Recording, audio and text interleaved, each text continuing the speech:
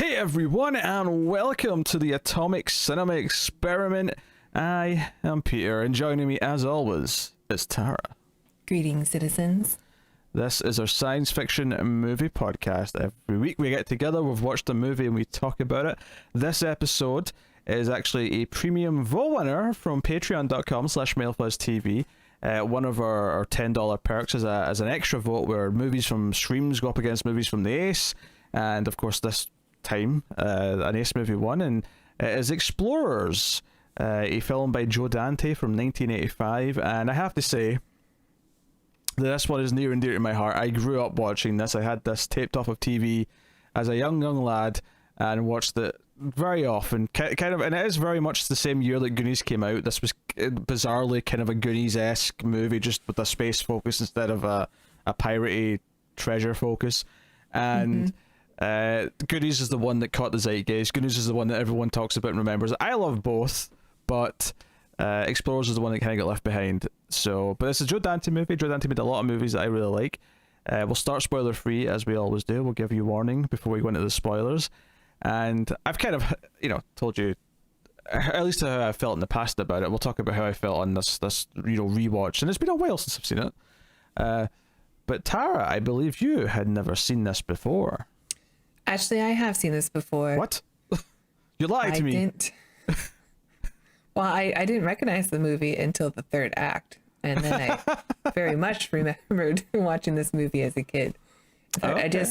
I would have flashes in my mind of what the characters that we meet, and kept thinking, I wonder what movie that's from. And I would think it's kind of like Flight of the Navigator, but I know I've seen that one more recently, and that wasn't it.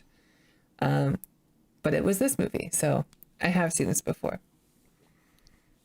All right, well, I guess without further ado, after this current viewing, how did you feel about Explorers? I think it's pretty sweet. I do like it. I guess it did stick with me a bit when I watched it as a kid.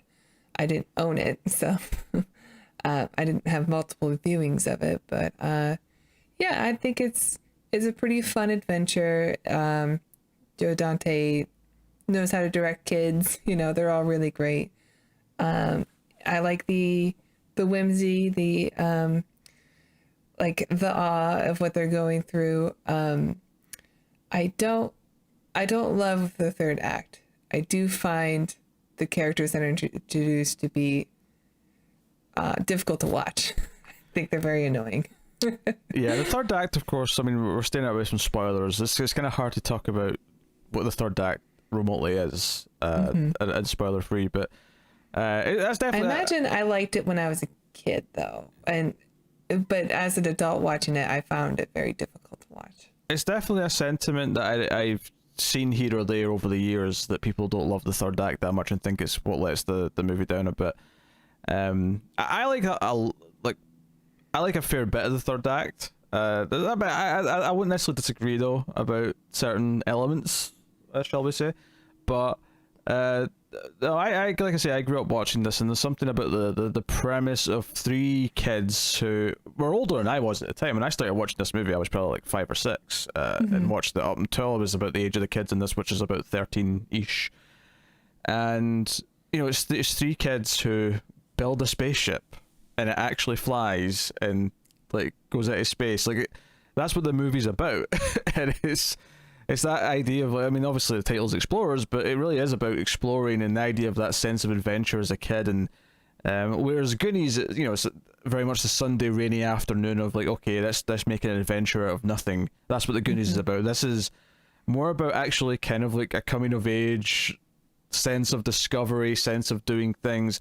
But there's a little bit of an arc, there's a little bit of a moral to the story by the end, of course. But like you said, though, Dante's great with kids. There's a young guy who stars in this. I've never heard of him, but his name's pretty cool, Ethan Hawke. I don't know if anyone knows who Ethan Hawke is, but he's in here as the lead character. He's so cute.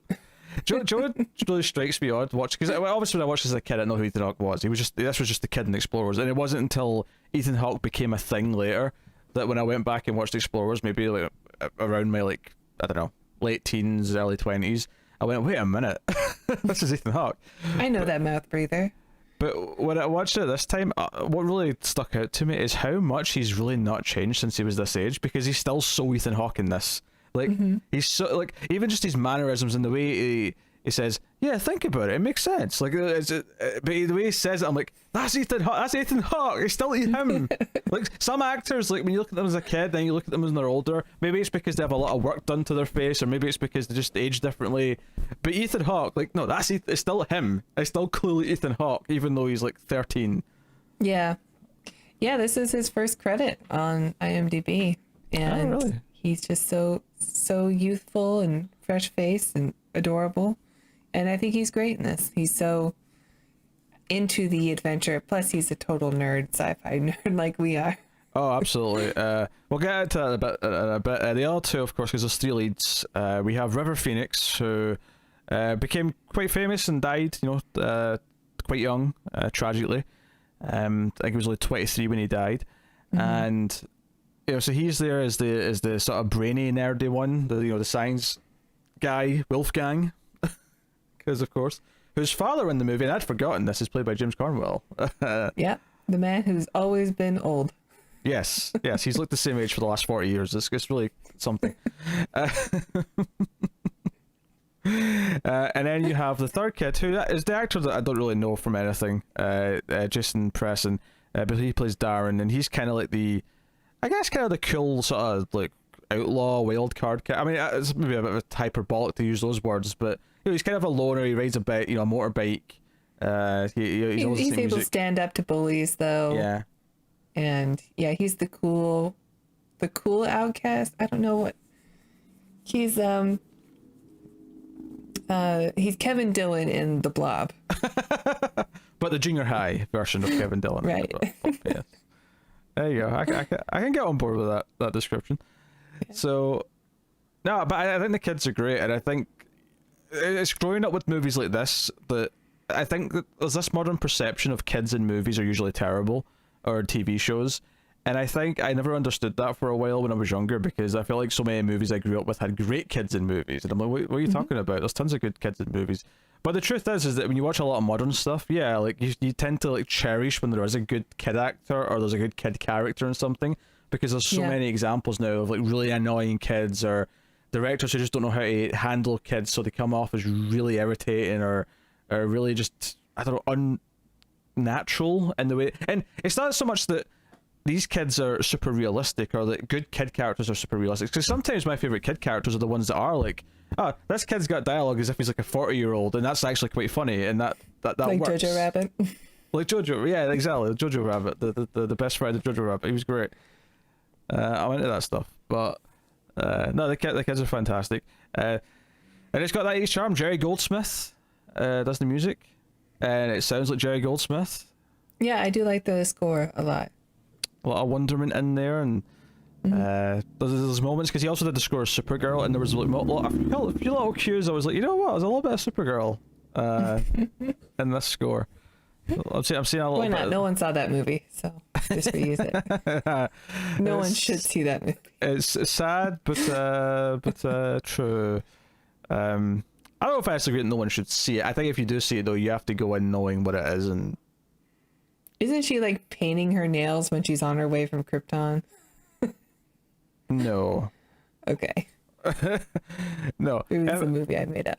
No, if I remember, I think what you're not.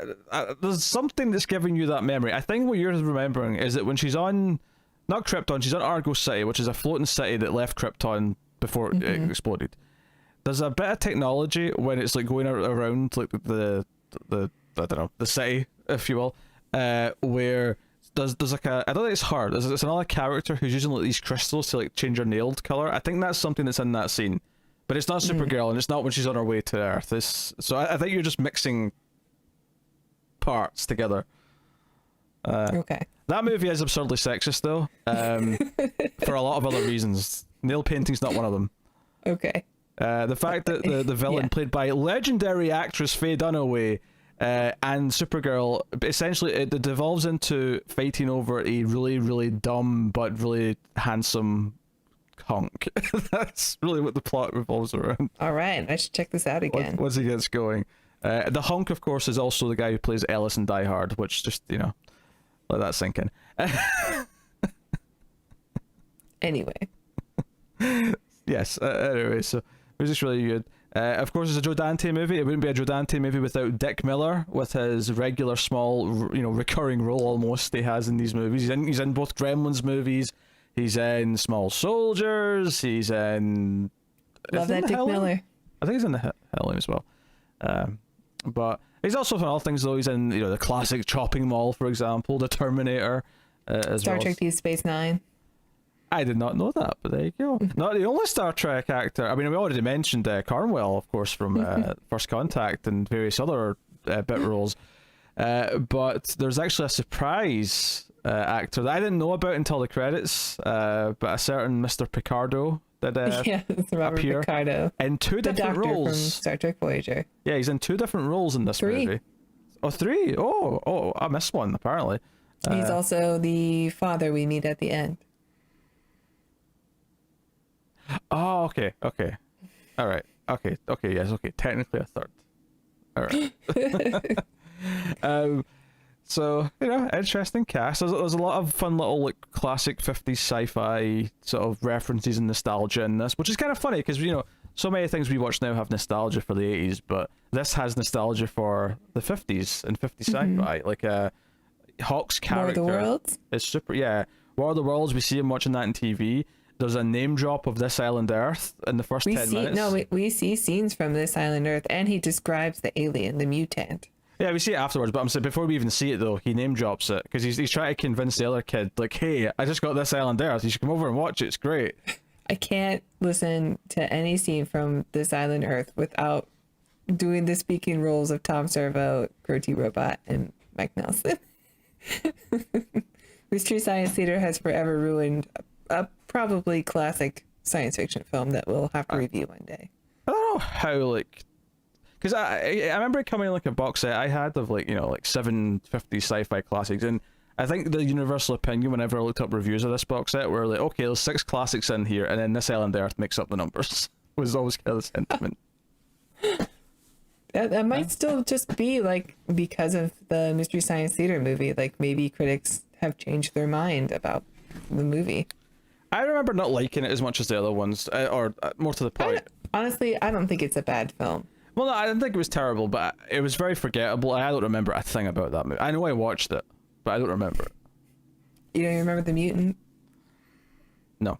With the 2 brains? No, I really don't. He's got one brain, I'd say. Just one really big brain. Yeah, there's also a fake movie in this called Star Killer, which we'll talk about in spoilers, but that's actually where Robert Picardo gets one of his roles. Yes. Some fun stuff in there. But no, he's got, Hawke's got sci-fi posters all over his wall. He's really into space. He wants to be an astronaut, and all these things. He's a super sci-fi nerd. So obviously that's endearing to us. Now, it is worth mentioning that it does, fall slightly victim, not too badly. It's not too harsh or anything, but it does fall a little bit victim to the 80s attitude of romance in some ways. If you realize you could make a flying bubble with a person inside it, what's the first thing that you would do with it? Gotta check out some girls. Through a bedroom window. Yeah, that's not not creepy or problematic at all. But I mean, that said though, they're 13-year-old boys, so I'm not saying it's unrealistic. I'm just, It's a peeping Tom.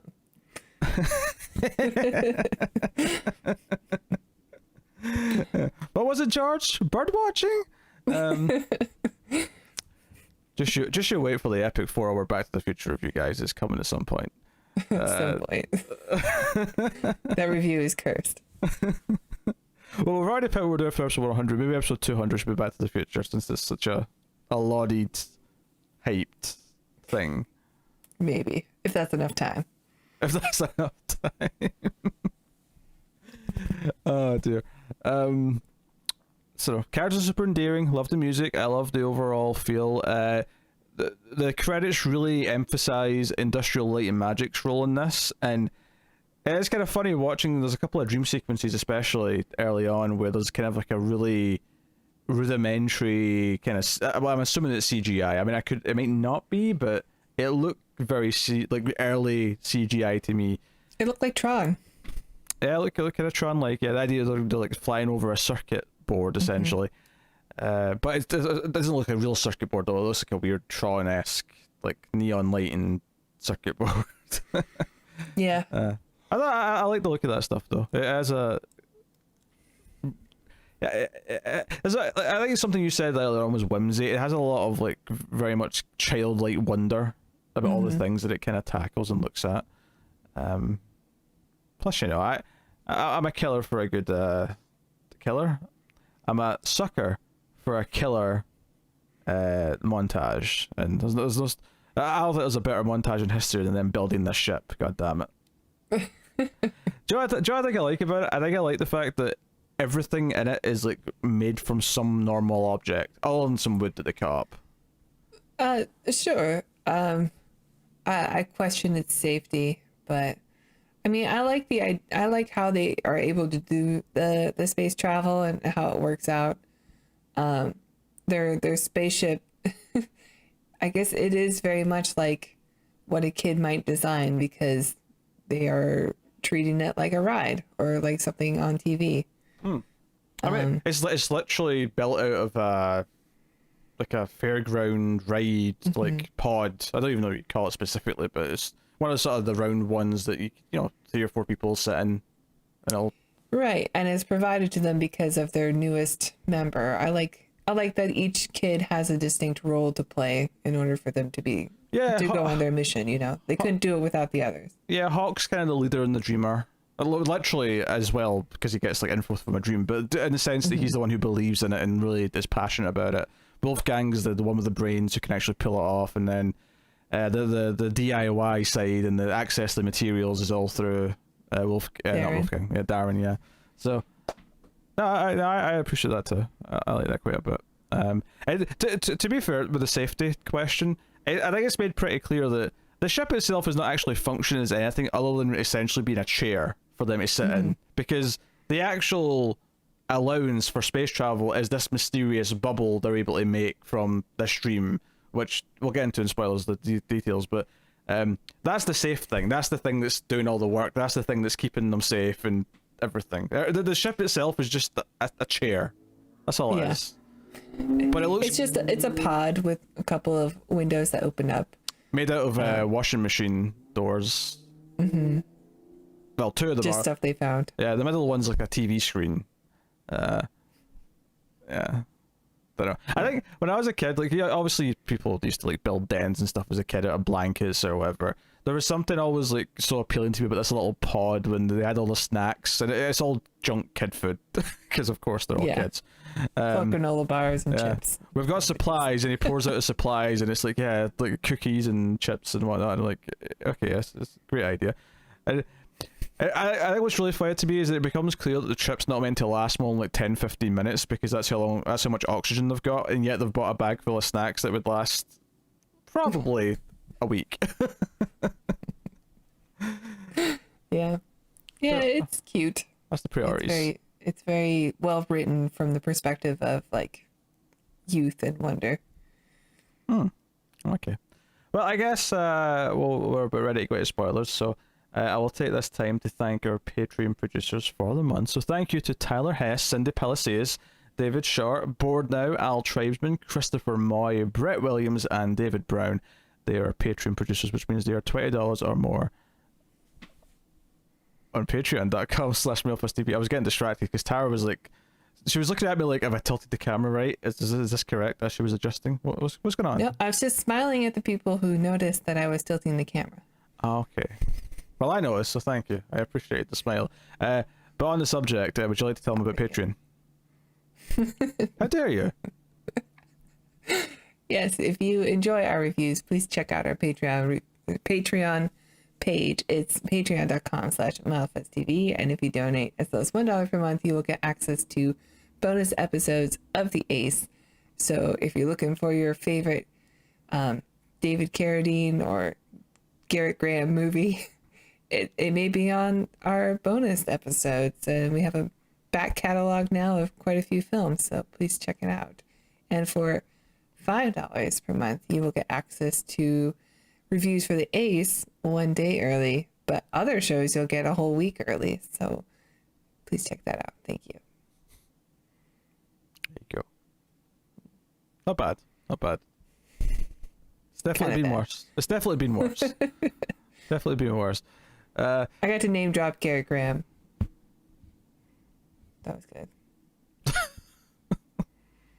That's what we're judging on now. Okay. Yes. So, full spoilers then for explorers. From this point on, you have been warned. So, yeah, actually, something I'll mention here. Well, I'll talk about what it actually is because it's from the ending. But I'm pretty sure the tape I had as a kid was slightly edited. It's particularly at the ending, because there's a couple of things at the end that I did not remember at all, despite the fact that I watched this probably dozens and dozens of times as a kid. Like, it didn't ring any bells for me. So, we'll talk about that when we get there. But, yeah, the movie starts with the flying through the sky, and it's like, what's going on? And it's this dream of him flying over this circuit board, Ethan Hawke's character. Was it Ben? Yeah, Ben. He wakes up and he gets his walkie. This is another 80s thing, right? Walkie-talkies. All the boys have walkie-talkies so they can contact each other in secret anytime they want. I love it. And he's like, hey, I had this I would have killed for that. I don't know how they work, though. You'd have to be pretty close, right, for the walkie-talkie? Yeah, relatively. That said, though, whenever they show these walkie-talkies, though, they're always like these proper, like, industrial-looking walkie-talkies. Like, because the walkie-talkies that you actually get your hands on as a kid in real life tended to be these little cheap toy ones that had a range. Yeah, you can like talk to someone in the other room. Yeah. Maybe. Yeah, it was like a 5-meter range, whereas these look like proper walkie-talkies that like a you know, like a sheriff might have on his the belt or something. That maybe it does have a range that's not silly. I don't know. Maybe. I've always wanted one. Like when I was a kid. Yeah. I have a cell phone now. I would need it. Yes. Well, we all have cell phones now. I mean, the need for this is this is purely a nostalgia. I mean, it wasn't a nostalgia thing at the time. At the time, it was just, this is what we do with kids and movies. It's like I can just talk to my friend at any time. It's amazing. Just wait until you can send memes anytime you want. That's where things really get going, kids. All right, now I just need friends. But he wakes up and draws this thing. It's very, you know, flux capacitor-esque. You know, it's very much, and this is funny because it came out the same year as Back to the Future, but it's actually, now that I'm thinking about it, I kind of have a similar idea where he just wakes up and he's like, oh, I need to draw this thing. It's going to let us do a thing. Now, to be fair though, here is explained later, like, I mean, these dreams are literally being beamed to him by aliens so that he'll figure this out and they'll develop this thing. We get a couple of things. We get introduced to the idea that he has this friend named Wolfgang who gets picked on by the bullies. Steve Jackson, the prick that he is with a mullet, knocking books out of his hand. There's another random bully that rips his pants like in half, which never comes back up. Cruel. Yeah, so it's proper cruel. This is one of these things growing up where I'm like, wait, are American schools this shitty? Like, I don't know. I didn't go to school in America until 97. So we're well past the 80s at that point. Yes. And there was some cruelty. Yeah. I'd say some medium hazing. Medium hazing. I don't even want to know what medium hazing is. I'm happy not knowing. But we get into this stuff, and we see that unlike Wolfgang, who decides to go home when his pants are ripped, Ben decides to fight the bully, and it's not going so well. Like, he's willing to put up a fight, but he's getting the crap kicked out of him, and that's when we get introduced to Darren, who jumps in and sort of, you know, tells him to quit it, and then knocks him over, and the bully chases him instead. He drops his Walkman, of course, which Ben wants to return to him later, and that's when he tries to, hey, this island Earth, dude, come on, you gotta come over. Got two heads. Yeah. But I already like this kid. Of course you do. Why wouldn't you? I like this kid a lot. I bet he was a Mystery Science Theater fan. Oh, most probably. It hadn't started yet, but he would have been in high school. Definitely. He'd have been into it when it started. So I think what's really important here, there's a couple of key things for the characters that are set up, particularly for Ben and Darren. I think Wolfgang maybe sits out a little bit different in that he has maybe the least of an arc of the movie. Now, and their arcs are not that super deep, but they are there and they are set up. I mean, he's got a little bit of an arc with the ladies. Okay, yes. Because Wolfgang thinks that Ben is gross because Ben has a crush on a girl. And whenever they start to get a little bit of, I'd say, power, because they have this ability to sneak into other places with their, not ship, but with their ability to float. Darren's immediate like, we can fly over the girls' locker room or something. The girls' gym, I think he said. Mm-hmm. And then Wolfgang responds with, that's also gross. Okay, I see. So he has a bit of a coming out of his shell, I guess. I would still say he's probably the weakest of the three in that. Just because I feel like Darren's arc is clearly that, you know, we discover here that when Ben follows him home, trying to give him his Walkman back, and the conversation quickly becomes about the shouting coming from his house, and we get the impression that Darren likes to avoid going home because his dad and his stepmom fight a lot. He's in a bad mood because he's not been getting work. He's you know, failing his job interviews and whatnot, and we get this sense that he's not too angry at his dad. It doesn't seem like his dad's a complete dick or anything. He's not like abusive, but he does tend to want to like avoid going home. And his arc by the end of the movie is, and it's really simple as one little sentence at the end where he says, as they're flying back over his house, he's like, "Oh, I wonder what my dad's doing." And it's a simple little thing where he's taking an interest in what he's avoiding, and it's kind of the same for Ben in a lot of ways, where throughout the movie he's like ignoring school, he's falling asleep in class, he's getting bad grades, but they both are, and when he's talking to his mother like randomly halfway through the movie, he writes like a will before they go on their big mission. He's writing like a will, just like handwritten, as if he's got anything to give away at 13. Yeah. But I would have done the exact same thing. Of course. But he's asking his mum, like, "Hey, if I wanted to be an astronaut, that'd be okay, right?" And of course his mum says, "Yeah, of course." I thinking he means, get a good degree and go get a doctorate maybe, or an engineer, like a big engineering degree or something, some masters perhaps, and then eventually go to NASA. The channels one would take, maybe become a fighter pilot or something. That's also an avenue I think some people have taken to become an astronaut. But, in the early years, yeah. Yeah, in the early years. And it's kind of like this idea that he is kind of living in the clouds a lot, and that's not just I'm not trying to make a pun because that's what the dream literally is him flying through the clouds, is that he is constantly thinking about space and looking up at the stars, and he's the one who wants to go constantly saying, "No, we have to do this," and it's the idea that by the end of the movie, like, okay, you've got this crush on this girl, on Laurie, and you spied on her a little bit outside of her window, and you look in at her window every day when you're going to school, you stop on your bike and you look out the window, but you never actually do anything about it. You're not actually trying to like do anything in your life, you're just dreaming about space and stuff. And it's almost like, partly because of what he learns about the aliens that he meets and realizing they're kind of similar, and like he should actually appreciate the earth that he's on and the life that he has and the people around him, and that he's willing to actually do something about it. Now, yes, okay, the way he gets the girl at the end is aided by alien technology, which he is given, and it makes it kind of easy for him. But that's not really the point. The point is that he's willing to actually, okay, let's try and make the most of what we have here. And just get yourself back on Earth, because he does have his head in the clouds, like you said, and he's and even when he gets to meet the aliens, they're not what he expected, and he's got a lot of disappointment. Yeah, he's disappointed for a lot of it. Yeah, down to earth might be the phrase we'd use to describe what he needs to do. Exactly. Get back down to earth. Yeah. Yeah. He's looking up. He's got to look around. Yes. But I, as well, I'm saying all these characters have this arc.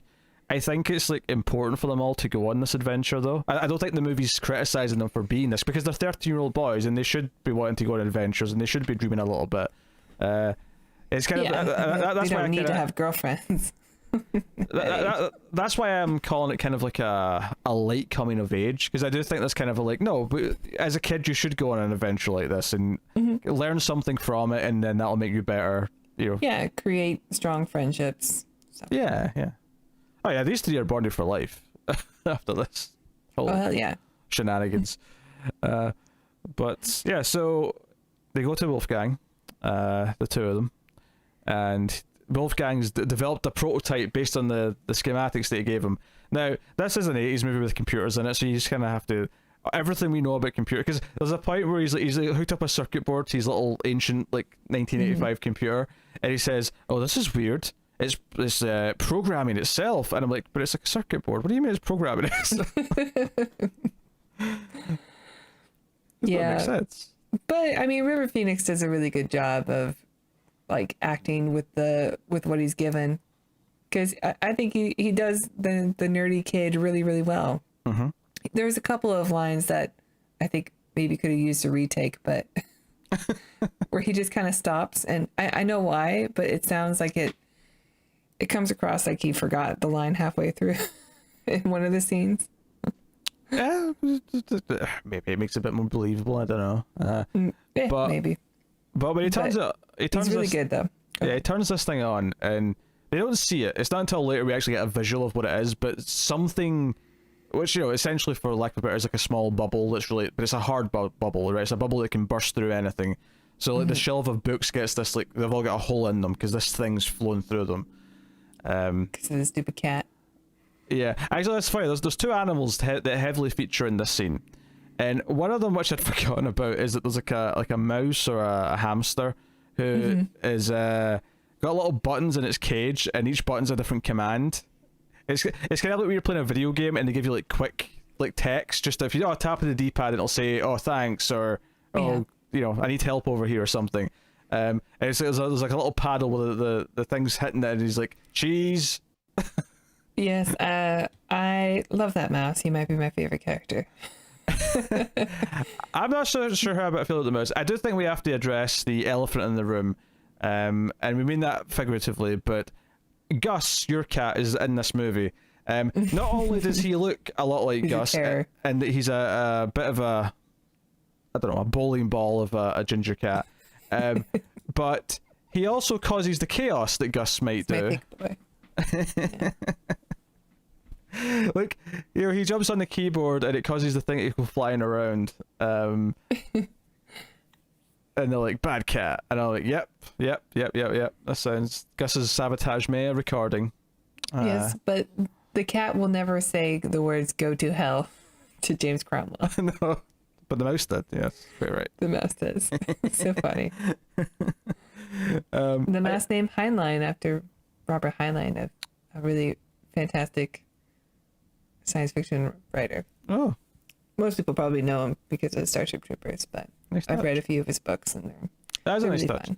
There's so many little things, like, again, there's so much nostalgia for this movie. It's kind of weird, the little moments that sort of hit my nostalgia buttons a little bit, and it was just something as simple as like when they first go in the house, and like the whole idea of Wolfgang's house is that he's got like 4 brothers and sisters, so it's always really noisy and messy. But the mother, like, who's like foreign, has baked this like fancy Greek like pastry or something like that. And for some reason, like, you know, Darren being handed a piece of this pastry and looking down at it and like being sort of hesitant, just like, it's those little moments in between the big things that make me go, oh, I'm having like weird deja vu flashbacks to watching this as a kid and seeing this over and over again. So I don't know, I just want to mention it. So Ben can't sleep that night. He's watching This Island Earth, but he can't sleep. So he says, you know what, this movie actually kind of sucks. I'm going to go out into the roof and lie in my blanket that's out there. And I specifically remember thinking as a kid, but what if it rains? You've got this like blanket, a sleeping bag or whatever it is up in the roof. Like, what if it rains, Ben? What? You're a very cautious kid. I don't know. Maybe, well, I was a kid in Scotland. It rained a lot. Okay? Yeah, I think this is like Burbank or something. I'm sure they're fine. Okay. It rains once every 2 decades. All right. But no, he's looking up at the stars, and the score's doing some wonderful little things, and it's all magical, and it's like, oh, we're setting up. Wolfgang calls him, and he's like figured it out, and he's able to control the little bubble, and he can direct it to go elsewhere. He also makes it sort of fill in a little bit so we can see it. And it's like, okay, so this is great. But is this the scene where the cat jumps on the keyboard, or was it the earlier scene? Because it may be this one. Because this is the one where it actually leaves the house and like causes chaos in the neighborhood. Well, I think that is the first scene, and then the second scene with the bubble is that they go to the park. No. That's the third scene with the bubble. There's two scenes in the basement. Then I don't know. No, it's the second one with the cat, because the second one's the one at night time where it goes through the wall into the neighborhood, and then comes back in and like crashes through the wall. Because they make it a little bit bigger, and it's super fun. The third one is when they sort of take it for like a sort of safer test out in the middle of nowhere, out in the field, and Darren's like, well, how big can we make it? It's like, well, just Ben, who's never touched a computer in his life, clearly is like, I'll just do this. He gets really catty at one point because Wolfgang's like, hey, don't touch the computer, right? He's like, I dreamed it, I can touch it if I want. Weird line of logic, but he's a kid, so I think it tracks. Yeah. But the bubble appears around Wolfgang, and he flies around a little bit, but it's a bit of chaos. But it's like they have this moment where like, wait, we can make this big enough to go inside. Like, what can we do with this? Which leads to the aforementioned spying on the girl, Laurie, that Ben is a giant crush on. At least she wasn't changing. Yeah, to be fair, as much as there's like several scenes of him looking in her bedroom window, none of them were remotely even near her getting dressed. It's like she's brushing her hair, she's sitting reading or something. It's never one of those moments. But that's the thing though, like if it happened to be one of those moments, you think he would have said, oh, we should stop this right now because I might see something private here. Something tells me that he'd be like, jackpot. That would be the reaction I expect 13-year-old Ethan Hawke would have. I mean, he's already willing to spy in her window, so yeah, probably. That would be my guess. He does actually get caught. I mean, obviously not floating in the window, but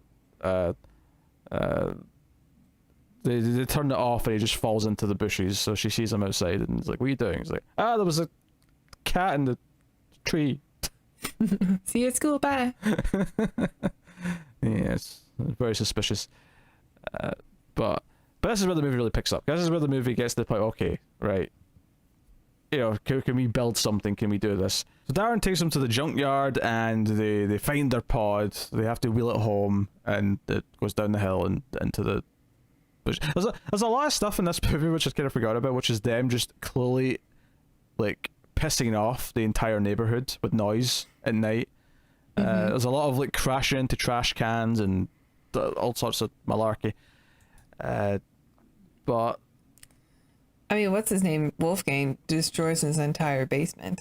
That is true. Yes, a lot of chaos. But this is kind of we're really into the montage, and this is actually the piece of music that I remember the most from this movie is the montage music, because it's got a very kind of mission statement, kind of like call to action kind of vibe to it that just kind of really keeps pulsing.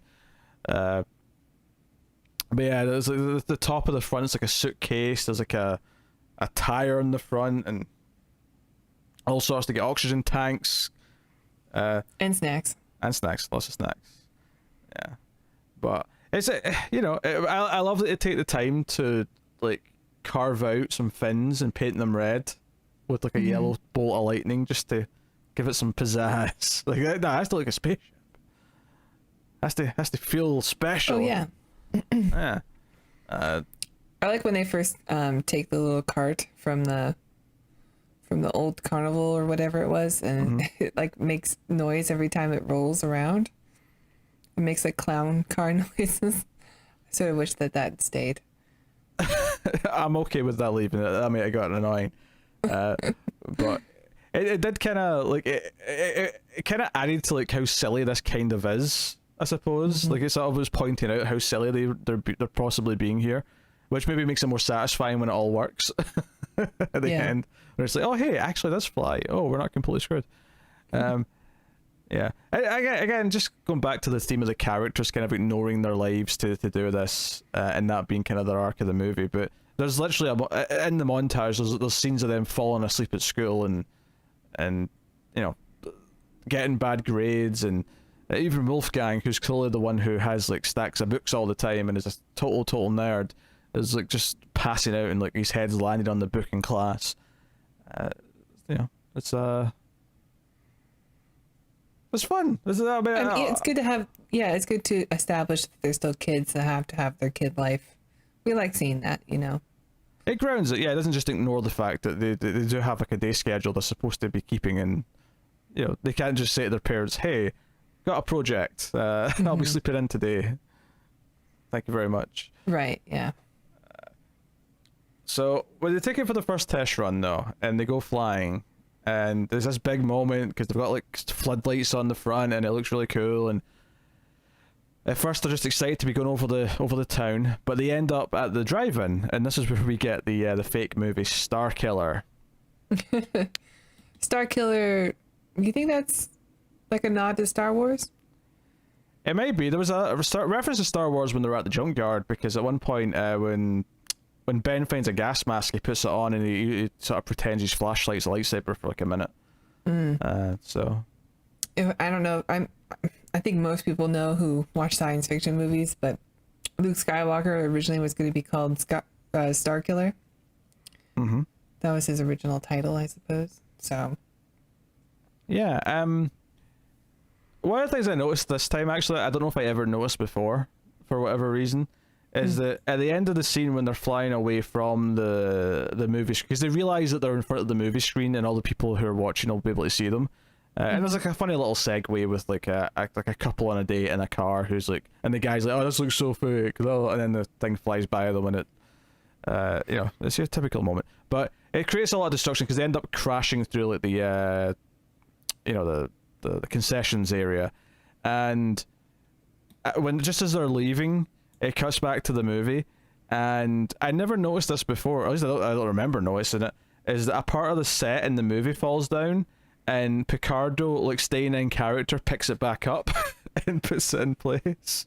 yeah, it's a little bit confusing when you watch it because it's almost like, are they influencing? Like, is it just poorly timed that the actors on screen are also like reacting to what's going on outside in the real world? But I guess it's just such a bad movie that they've made.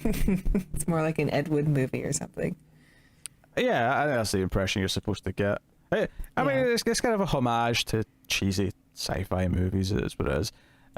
Oh yeah, I enjoy watching it. Plus, I love Robert Picardo, so it's great to see him in a movie like this. Yeah. Probably the most endearing part of the movie, though, is Dick Miller's character, I think. Because Dick Miller shows up here because he's a helicopter pilot. And him and his partner show up in the helicopter here because, like, hey, there's a flying object being, you know, picked up on radar, causing chaos at the movie theater. Like, you know, someone's going to notice. Like, so someone is going to pay attention to this. And like, you know, it flies away and the kids get away, but this, like, it sort of starts like an obsession from Dick Miller where he's sort of looking into it, kind of like, you know, in his free time. Like, he's not like on the job anymore. He's just kind of like, and his free time in a police chopper, but that's all right. Yeah, well, I mean, he has this phone conversation where he talks about how he's been having these dreams. And he specifically, the scene ends with him saying, "I've not had dreams like this since I was a kid," and it's actually right before Ben gets his like new, because obviously the big dream is at the start of the movie, but then after this part, when the other two are kind of like, "Nah, that was dangerous. We crash landed. We almost got caught. Maybe we shouldn't do this again." Ben has a second dream, but this time the other two dream it as well, and they're all in like a shared dream. They went full Inception. They're all together in this dream. But because of that motivates them all, because it's like new circuitry that like improves the thing so that they can get to space, whatever. And then Freddy Krueger shows up. But notably, this Dick Miller scene happens right before that. So the end of his scene is him saying, "I've not had dreams like this since I was a kid," and then it goes to this new dream, and it really sets up this idea that you know, maybe the reason why he's a helicopter pilot in the first place is because he maybe was a lot like Ben. Like this was kind of his childhood thing, is that he loved space and he loved flying, and that's why he ended up doing what he's doing. And I love his little mini arc a lot, because he's looking for him and he ends up tracking down the crash ship. He confronts Ben because he finds his jacket with his like name and address in the tag. Yeah. And you know, at the end of his arc is when he gets there just a little bit too late as they're flying, or as they're taking off on their big sort of third act, you know, mission. And you know, he looks up and just smiles and says, you know, way to go, kid. You know, he's not angry. He wasn't trying to catch him. He wasn't trying to like bring him in because he did something wrong. Are you not slightly disappointed that we didn't get to see Dick Miller at the end of the movie? I felt like he should have came back. I felt like, because when they come back and they land in the water, like it'd have been so easy to have like one of them like maybe be struggling, like maybe they're stuck, and then just like have Dick Miller like be there to jump in and save them. Like the idea being, or have like someone give him like a souvenir from the aliens to be like, you know, they were waiting for you, or you're next or something. You know, I don't know. I felt a little bit like he had more of a story. Though I did see in the trivia like that I guess this movie was unfinished. Oh? Yeah. I thought you had more. I thought there was more to it than that. No, I agree. You should have came back up at the end. I don't necessarily think there's too much more story with him, though. I think the ending of him looking up and, you know, saying "way to go," you know, it was enough to kind of wrap up what the point of his character was. Is that, you know, this is someone who got old and like forgot about the dreams and the passion and kind of approved of their childhood adventure. So this is the top thing on the trivia. It says the film was never finished and was released as a work in progress. When the studio decided to move up the release date, the release of the film they released the film as it was, telling director Joe Dante that he was finished and they were going to go ahead and release what they had at that point.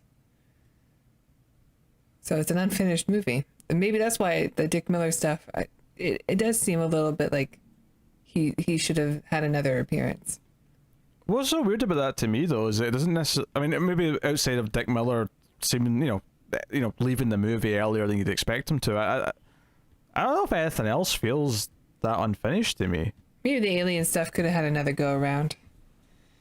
Well, yeah, but what does unfinished mean here, though? Does it mean there was more of the script to shoot? Or does it just mean that, oh, there was going to be more effects work, or there was going to be more editing going on? Like, you know, is it just post-production that wasn't finished? But regardless, I really like the kind of the sentiment that brings to the movie. That the one adult character we actually spend any time with is like, you know what? Like, I wish I could get on that adventure. Like, I'm all not jealous, but like envious that he gets to do this, because I wish it was me. I don't know. There's something sweet about that. It would have been nice if they brought something back for him. Yeah. But yeah, so they go off out of space and they keep going and they end up on a ship, and there's a lot of little moments on the way, though, that I do kind of like in the dialogue. It's particularly from Ethan Hawke. There's a lot of like him kind of talking about how, you know, we're going further. Like, this is like, you know, waited my whole life for this. I'm like, yeah, all 13 years of it. And just stuff like that. But once they get to the ship and it's kind of mysterious, they get split up and they go down a chute, and like two of them are together. It's Darren who's separate, but then eventually Wolfgang's the one who's separate, and the other two meet up, and there's a lot of creeping around. How do you feel about the sets and that stuff like? Cause I actually do like the design of the interior, just because it doesn't look like it's something made for humans. Yes. Which is a lot of alien species in science fiction films have that problem. This one definitely looks like the doors are really big, and like it doesn't really, it's awkward for the kids to get around. They have to climb things. I like that a lot. No, I agree. I like the constant like fog or, you know, mist that's everywhere. The weird platforms and just the wacky design. You know, because when Darren kind of like first kind of lands somewhere, he has to like sort of like go around. He has to like be on this wheel and then climb. Like, there's a lot of obstacle nature to this. There's also a couple of weird bits. There's like a weird robot spider thing that sort of like gets two of them up against the wall is almost as if it's a police robot where it makes them like sort of like spread and like checks their pockets and stuff. Even has police lights on it. Yeah, And like an alarm that goes off. It's a weird moment. I kind of appreciate the charm of it though. But of course we're here to talk about the aliens more than anything, and I do kind of love Ethan Hawke, you know, sort of like swallowing and be like, okay, I've waited my whole life to say this. We come in peace, and he's so excited about it. Yeah, what's up, Doc? And that is what the alien responds, but it's like a recording, you know. I hate to bring up Transformers to compare it to, but it's very Bumblebee. It's the recordings of the classic TV clips and movies and stuff like that. It's kind of mostly how this alien talks in. Not what Ben was expecting to hear. No, and there is that, and that is kind of the irony is that so these aliens, that this brother and sister seemingly are actually children, because when we see an adult of this species, he is much bigger later on. But that they're obsessed with TV just like he is, and he's almost disappointed that. Well, he's disappointed for various reasons, but one of the big reasons is that they're just obsessed with media like he is. They're not any more interested than he is, and I think that's ultimately kind of disappointing for him. And they're also kids, and I do love the symmetry of like they're just like these kids, in that they have went exploring in their dad's spaceship, because you get the impression, okay, they stole the dad's car from the garage, and this is a joyride, and that's basically what this is.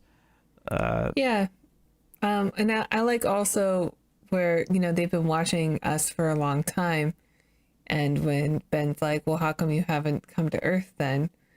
And they're like, well, we watch your movies, we know what you guys will do to us if we show up. And they just play all these movies that we've been watching, including The Day They Are Stood Still. That was on with there. All the trigger happy military Americans shooting at the aliens.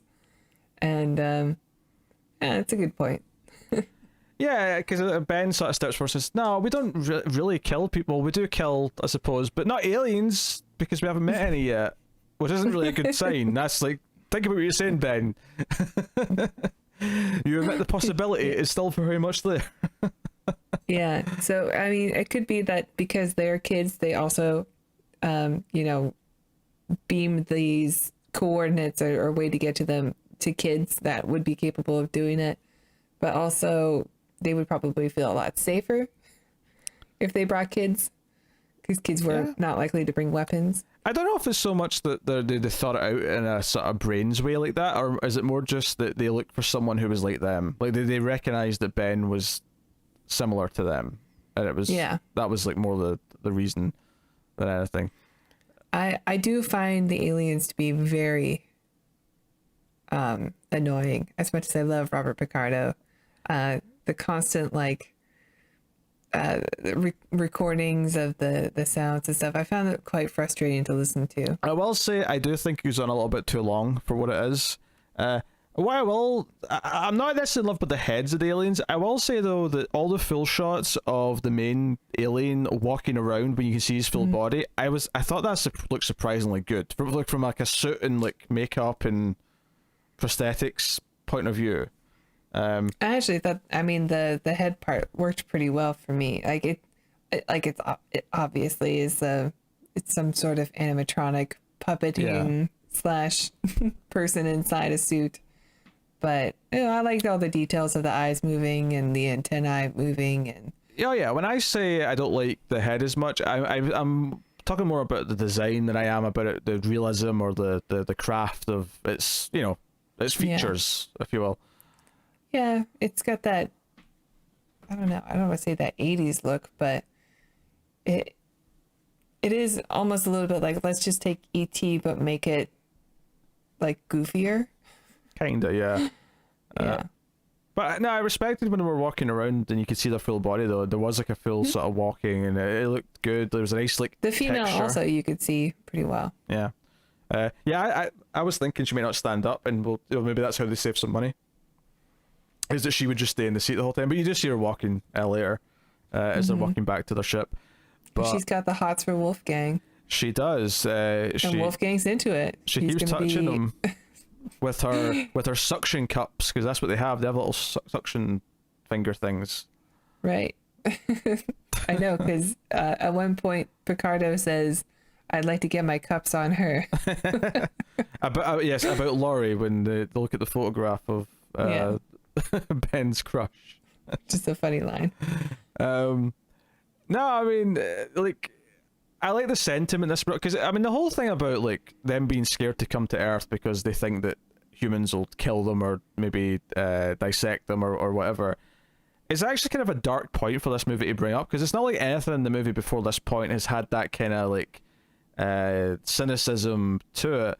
And I wonder if this is maybe the attempt with this is to going back more at this coming of age thing, the idea that this kid's never thought about this. So the idea that these aliens are scared, maybe, is this kind of an analogy for someone like growing up and then realizing that like racism still exists, when to him he's been kind of like blind to it because he's a white kid in a fairly what looks like a white area. I mean, well, I'll put it this way: the movie has almost nothing but white characters as far as I can remember. So, is that maybe kind of like an analogy that's going for here? Is like this sort of awakening in these like formative years where he's kind of realized, oh yeah, we do kind of suck. Well, plus we've been seeing all these clips from movies that he's been watching the whole time, and he's totally missed that point. Yeah, like that's true. He was watching War of the Worlds and even This Island Earth has as something similar to that, and like aliens are always portrayed as an enemy or dangerous. It's kind of a flip, because at the start of the movie, Darren keeps saying to him, "Oh, do you believe everything you see in the movies? It's just movies, right?" And he's like, "Yeah, I don't believe everything in the movies." I kind of like the weird twist here at the end where the part that's in the movies that is real is the part that he was kind of ignoring. Like, oh sure, all the aliens and the wars and all this shit, okay, yeah, that's all made up. But all the things that they represent in the serious issues, those are real, and that's the stuff that he wasn't necessarily paying attention to, and that kind of hits him as a shock here, because he almost tries to bring that up, like, no, these are just movies, they're not real, but these parts of it are, and that's kind of the realization for him. So yeah, I guess in talking about this, like, this is not like a super deep movie. It's not trying to be. I think it's just a good example of when you have it's like a childlike innocence being exposed. yeah. Well, no, what I'm trying to say is that it's not a deep movie. It doesn't need to be, but this is an example of just like a writer and director who are they're making a kids adventure movie, but they're doing it in a competent level where the characters still have a bit of an arc, and there's still some depth to it. It's not like super depth. I'm not going to sit here and say, oh, this is like talking about, I don't know, like Inception, or it's not talking about, 2001 or something like that. It's not like that, and it's not supposed to be. It's supposed to be fairly lighthearted and whimsical, but lighthearted and whimsical can still have a little bit of a point to it. I think one of the biggest problems with modern movies is that people say, oh, it's lighthearted and you leave your brain at the door, but yeah, but it still has to be competent. Like, you're just hand waving away the fact that it's nonsensical and makes no sense and doesn't say anything. That still says a little, and I think that's important. That it still says something. Well, we have Pixar for that now. Sure. Sure. I mean, Pixar actually has a lot of depth in a lot of their movies. So some more than others, but it tends to be there. There's usually a good message in those movies. Definitely. I would agree with that. And it's funny because Ben's so disappointed like almost the whole time as he's realizing that these are just kids like him, and in fact that's actually one of those little things that I really love, is that when the dad shows up, the alien dad shows up, and he's not speaking English. The kids speak English because they've been watching TV and they've learned English, but the dad is just blah blah blah blah blah, just doing an alien language, and it's Darren who looks up and says, "They're kids. That's their dad." Like, he recognizes his father in this alien. Yeah. He recognizes the tone and the attitude, and I love that little touch. Because when they asked originally, like, who is this? The aliens are like, space pirates. Like, should we be worried? But yeah, it just ends up being a giant version of them. Yeah. I think that. I think this use of like how what's real and what's sci-fi and how it kind of flips by the end for some of the different characters is kind of neat. I think that's kind of it's the sweetest thing. They do give Ben a present though before he goes. They give him this sort of like pendant, and they say that this is what dreams are made from. And I think it does take a bit of a stretch to realize that what they're saying here is this is how they beam dreams into him, and therefore maybe he can do it now too. And sure enough, he, they all fall asleep in class together. No, I never thought about it that way. Maybe they do actually fall asleep. I just assumed it cut ahead to later when they were in bed that night. But well, the girl is in her like nightgown, so maybe that's true. Yes. Unless she just dreams in her nightgown. Possibly. But she does actually see them land, because she hears like the ruckus, and like because the ship, the bubble turns off when they're above the water and they crash into the water and the ship sinks. And they all look at it, and they're all upset about it, and they're sort of watching it sink, and it's really this bittersweet moment for them. But I think what I like about that is that they're kind of watching their innocence go away. They kind of realize that this is their last like completely carefree time. They'll never be the same again. No, never. But yes, he brings Laurie into the dream, and they fly together, and they kiss. I'll tell you what I don't remember though from like watching this as a kid. I don't really remember him having the pendant in class, and I don't remember the credits playing as they're flying, where it just comes up saying, Ethan Hawke over him. Yeah. And then of course it has the little squares of the faces of the other ones as their names are coming up. I don't remember this at all. I think the credits must have been chopped off for TV. Yeah, it seemed like I thought it was an odd choice, because all four of them are flying together in this dream, but only Ethan Hawke has his name pop up, and the rest are popped up with their little faces in the box next to them while they're still flying in the background. Like, why not just pan over to the next one? Well, you said it's unfinished. If it was just all post-production unfinished, maybe just the effects of having them. Maybe you got like the actual unfinished cut. No, I'm Since thinking... you're saying you don't remember these scenes being there. Sure, I'm pretty sure that was just cut for TV time though, because they just wanted to fit in extra ad breaks, or fit it into a slot or something. But like I'm thinking that if because this is all effects work, right? All this stuff at the end where they're flying in the dream. I wonder if they'd already done Ethan Hawke's, but they hadn't done it, because the others are there, but you don't see a lot of them. You see Laurie quite a bit because she's holding hands with them and they kiss and whatever. But yeah, so I'm wondering if that's why it comes up with like little windows of clips from earlier in the movie for the others, is because that. Yeah, maybe. I appreciated that Dick Miller got like fourth billing though, as he should have done. He deserves it. Dante loves Dick Miller. He does. The world loves Dick Miller. Yeah, who only just passed away like last year or something like that, at like 90 years old. He had a long run. He was another one. We were talking about James Cornwell earlier, but Dick Miller's another one who looked the same age for a long. Because the earliest film I saw him in was probably at the start of the 80s or something like that, and he already looked like an old dude. Like he's already, he's not a spry chicken in this, but he was around for another 40 years, going strong. I think when I retire, I'll become an actor. Just take all the old lady parts. So in a couple of years then? Shut up. Sorry. I'm nowhere near retirement. That was low hanging fruit. I'm probably never going to retire. I'm sorry. Sometimes you love a softball. I have to. I totally get it. I have to swing. I'm sorry. It's just it's who I am, damn it. It's who I am. It's been so long since an age joke, though. Yeah. I think I've matured for the most part. Let's not jump the gun here. Look, the old age jokes were my exploring in the spaceship, and then I decided, no, what, I need to move on from this. And growing up happened. And here we are. We watched that joke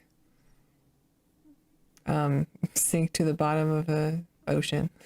And now no more old age jokes. Yes, the Thunder Road of old age sank to the bottom of the water. Yeah, we never talked about that's what they named the ship. After a Bruce Springsteen song. So 80s. I mean, yeah, there's not a whole lot more to go into, really. It's really likable characters. It's a really great score. It's fun direction. It's got a heart. It's got some whimsy and sense of adventure, and it's got a little bit of a story that actually has some meaning. I do think the third act on the spaceship goes on a little bit long, and the alien, particularly when the aliens show up, I think the aliens, like you say, they're a little bit overbearing and could probably do with being a bit quicker or just talking more normal, just to make it easier on the ears. Maybe it's okay for kids though. Maybe kids like it.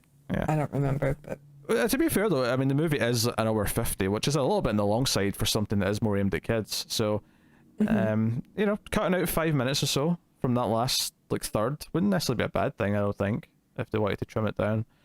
I have so much nostalgia for this though. It's kind of one of these things where, warts and all, I wouldn't change a thing, because now it's just so ingrained in my head of what all of this is that the thought of changing anything, even something that's objectively not the best it could be, it's no, leave it. You leave the imperfect, because hand shot first, everything in this movie happened the way it happened.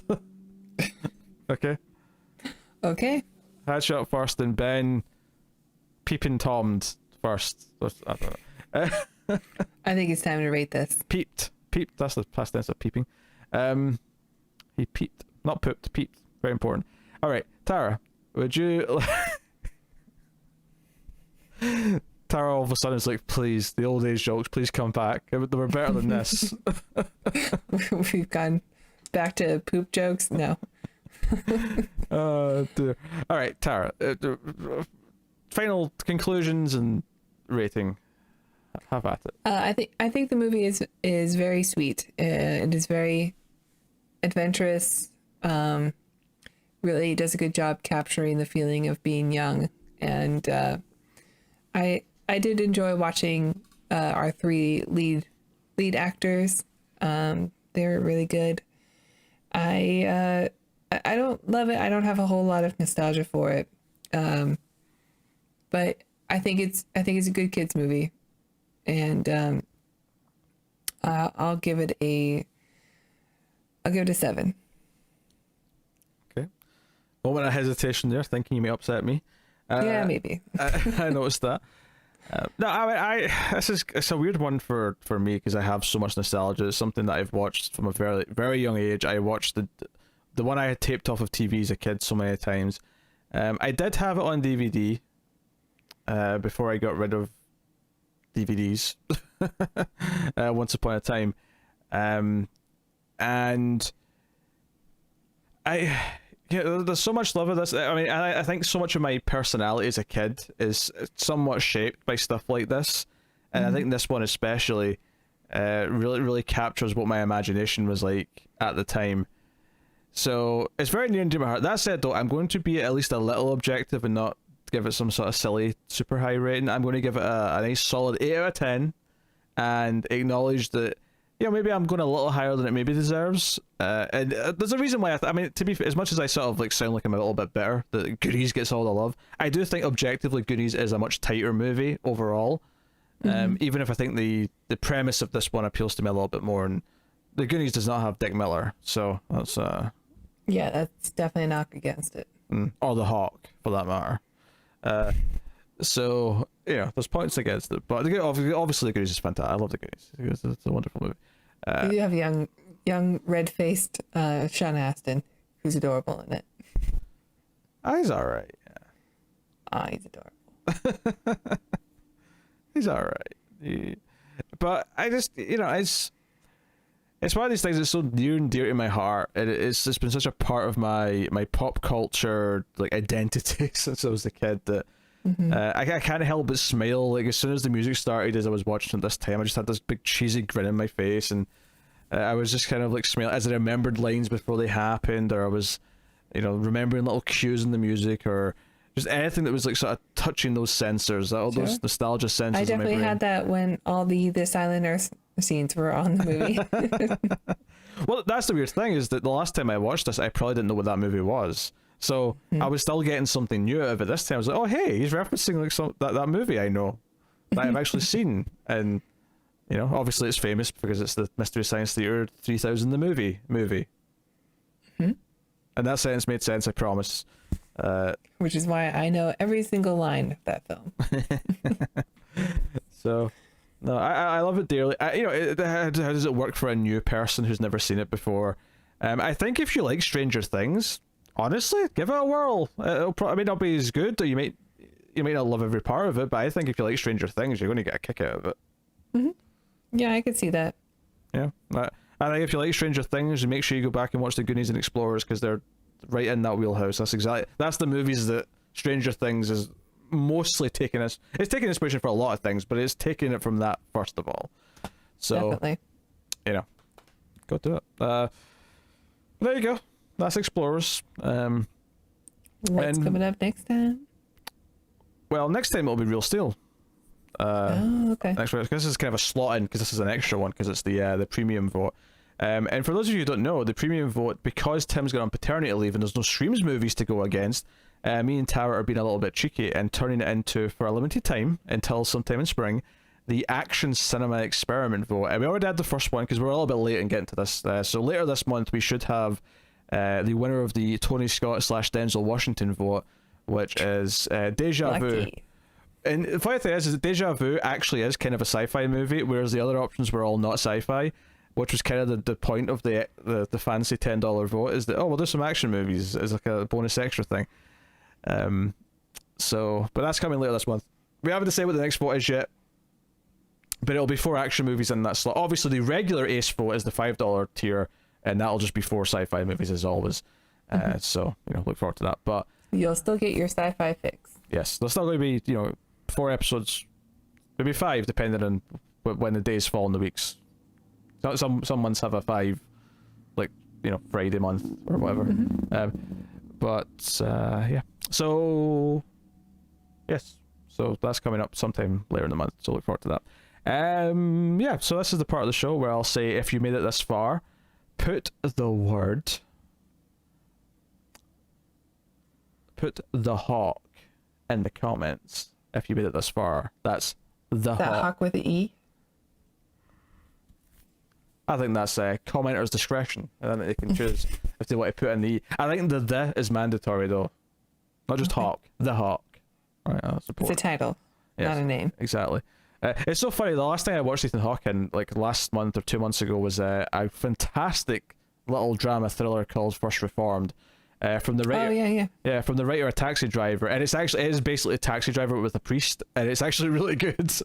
Yeah, got a lot of buzz. So it's just funny that I went from that back to Explorers, where he's like this little kid. Well, we did a Ethan Hawke film, Predestination, right? Yeah, we did that a few months ago. Yeah. And I suspect we'll be doing Gattaca eventually. Oh, absolutely. Gattaca's great, and I don't want to hear about how he's actually endangering the other people because he's got a heart condition. I don't want to hear it. We'll talk about it when we do the movie, but I don't know this complaint. There was some preemptive looking forward to nitpicking with Gattaca, and I do not approve of it. Anyway, so also I'll make Tara do her pose for the thumbnail right about now. So here we go. 3, 2, 1, pose.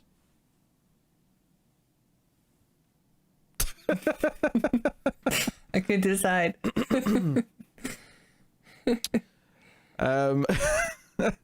With the glasses on, you could do them like a Wolfgang kind of impersonation or something. I don't know. I don't know how to do that. Nor do I. Unfortunately, my 13-year-old boyish good looks have all vanished into. You'll have to shave the beard for the thumbnail. And also somehow get my hairline back to what it was. Put on a hat. Which might be difficult. So we'll see. But yes. So yeah, that has been Explorers. Like I say, Real Steel should be the next one on the schedule, back to the regular weekly episode. And the last one should have been Pacific Rim, if this goes up when it is supposed to go up. So hopefully I do my work properly and no one is saying, "Ha, that's a lie." But it should do. If not, then look forward to Pacific Rim. Yes. So please liketh and subscribeth on YouTube. Really important. Liking is a big deal. It is the free and easy way to support us, and you can feel good about helping us hit the YouTube algorithm, and it's really, really helpful. We mentioned Patreon earlier on as well, of course. patreon.com/MailFuzzTV. And it is worth mentioning, just that $1 per month is more than we would make from you if you watched every single video we did and watched all the ads with every single one. There's a lot of videos. Yeah, so a dollar, it may not sound like a lot, but it actually is, compared to YouTube's ad revenue system. so please consider and go and have a look. Otherwise, catch us on the Twitters at @mailed_fuzz for channel updates. And that's about it. So thank you once again for watching and listening. We always appreciate it. Keep watching science fiction and exploring and computer at Salsa. We come in peace.